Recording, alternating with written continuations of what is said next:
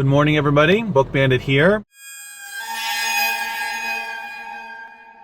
It's a Friday morning, late morning, and I am visiting some thrift stores, and I'm going to the second one right now, but I went to the first one, which I went to a few weeks ago, which I normally don't do. I only go to this one every, I don't know, month and a half, 2 months.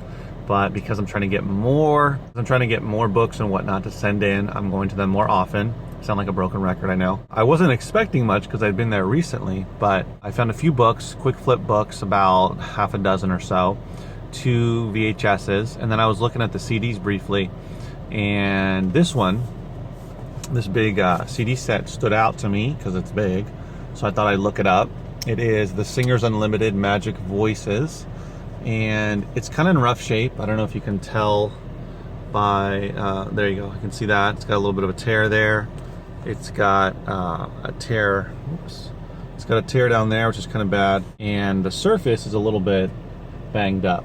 So clearly it was not well taken care of, but it has all 7 CDs and it has the booklet, and the cover, or the case, opens and closes no problem. It's not, you know, completely ripped off. I wouldn't buy it then, but it's just got that tear at the bottom, which is a closed tear, which is good. And here at the bottom, at the top corner, is kind of a little bit bent and slightly torn. But assuming that the CDs work now, I have to test them. This is actually going for, the cheapest is about $97, $98, almost $100 is the lowest, and there's not very many copies. The rank is about over 100. I think it's 160 or 150, something like that. But it's selling at least, over the last year, it's selling at least 1 a month, possibly 2. So it's not selling a ton, but again, the price is so high, guys, that it's worth it to me. Now, here's the cool part, not only that I found it, but how much do you think a thrift store would sell this for? $8, $5, $4, $3? So there was no price on it, and the woman at the register said, "Oh, we usually have to keep it, hold it till the next day. You can come back and we'll reprice it." But I pushed the issue. I said, "Well, can you have somebody come up here and price it for me? Because, you know, I don't want to have to come back tomorrow." And she said, "Okay, let me call my supervisor." And then over the phone, she spoke to her supervisor, and it sounded to me like she was going to say, "Yeah, we're going to have to hold it till tomorrow." But then she got off the phone and said, "Oh, okay, that's $1.49. $1.49, guys." Now, understand they were selling CDs for $1.99 a CD and then 1 for free. So basically $1 each. So I got this for less than 2 CDs, even though it has 7 CDs inside of it. Go figure. But I was happy. $1.49. I'm probably gonna have to list it acceptable because it has those tears, that damage to the cover. So there's no other acceptable copies. There's a good copy, but that one's going for like 160 bucks. But the lowest merchant fulfilled is 99.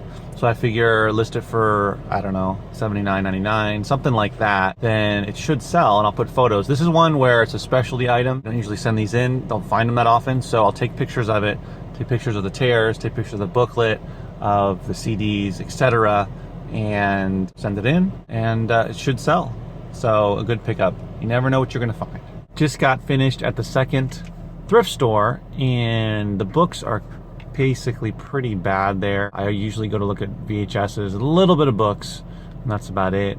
The CDs aren't that great either, but they had some CDs out in the front that appeared they had been newly donated, so I looked through them and found 2 CDs. One of them, remember this movie, was Midnight Run with Robert De Niro back in the late 80s. I was surprised that there were so few copies, only 11 copies on the listing, and the one FBA offer at $44, and the lowest merchant fulfilled was $34, so about $38 with shipping, and then it jumps up to over $40 for merchant fulfilled.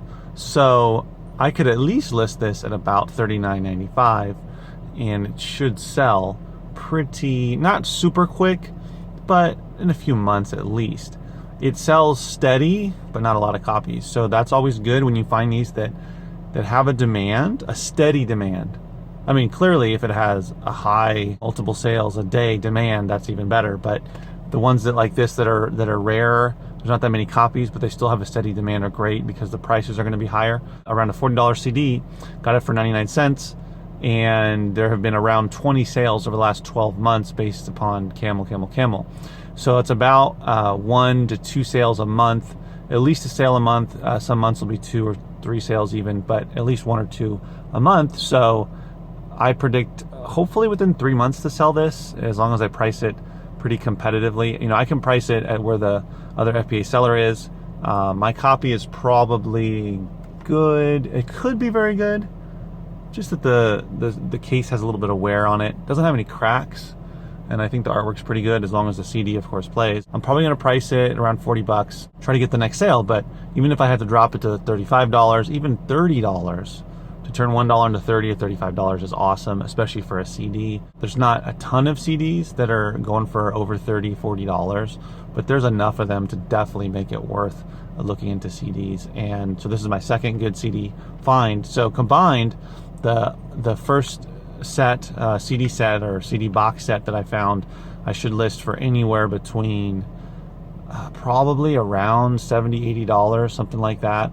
So let's say 70 bucks. List this one for at least 35. So about $100 just for those two, and I spent $250 on them. So great finds today. I didn't find a lot of stuff, but found 2 valuable items. That's why it's so good to look at other things aside from books. I love books the most because they're usually the cheapest, except for VHS. Those can be even cheaper, but books are generally really cheap, $1 or less. They're really simple to list and to clean up. You don't have to do anything other than just quick examination to make sure there's no tears and nothing really wrong with it. And that's about it. You might have to clean it, you might not. Depends on the sticker situation or how they write the price on it or whatever.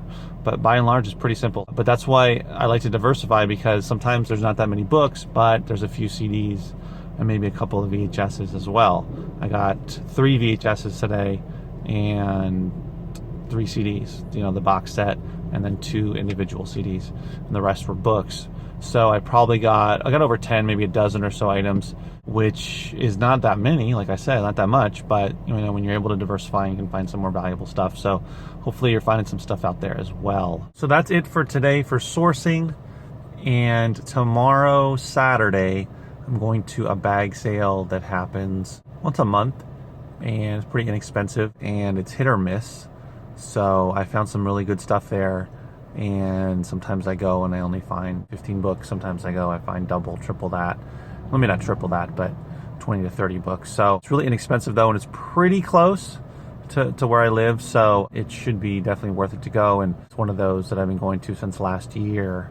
And because of how inexpensive it is, it's usually worth it. Spend a couple bucks and I can make some good profits. So with what I did today, combined with tomorrow, I'll have another shipment to send out. I'm going to go home and list everything I got today, so I can get ready for what I get tomorrow and be able to list that. And I'll probably ship on Monday, still in the middle or beginning of the back to school madness here, and trying to get another shipment out and take advantage of it. So hopefully you guys are doing well with your sourcing and whatnot, and you can try to hit some yard sales or thrift stores or even a book sale on the weekend. One thing that I wanted to talk about real quick is there was a guy in a Facebook group, FBA Facebook group, who bought 7,000 books. Some of you might be a part of that group. It was an estate sale, and he told the person to call him once the estate sale was over, and then he could, so he could make an offer on all the books. And he ended up getting them for $600, 7,000 books, which is a great price, but they're 7,000 books. So you have to be able to take them from the house, put them in a big truck or rent a truck, and then you have to have boxes as well, unless you have Gaylords. And then put those either in your garage or in your house somewhere, or rent a storage unit. So what he did was rent a storage unit and rented a truck. So he ended up spending a lot more than $600.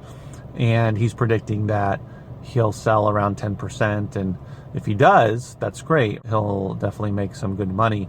I don't know what these books are. I don't know if they're any good. I don't know if he looked through them before saying, oh, these are some good stuff here. But also, if you're at the estate sale, I don't understand why you don't look through them when you're there, so you don't have to deal with all the duds.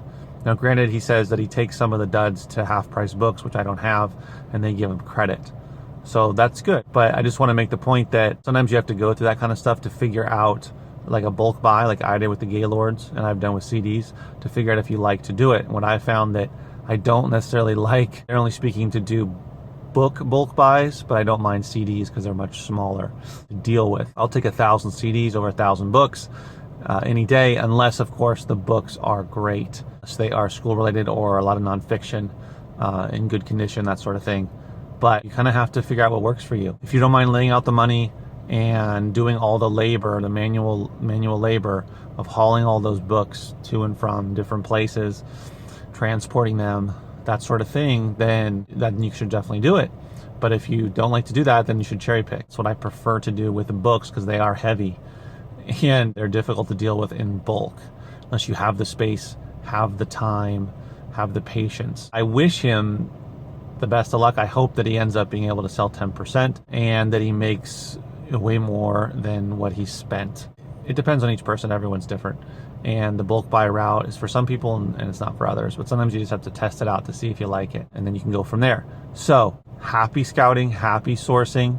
Probably not going to make videos on the weekend. This is my 5th video for the week. I'm going to see, based upon how the weeks go, I can keep this up or try to make at least 3 to 5 videos a week is my goal here, guys.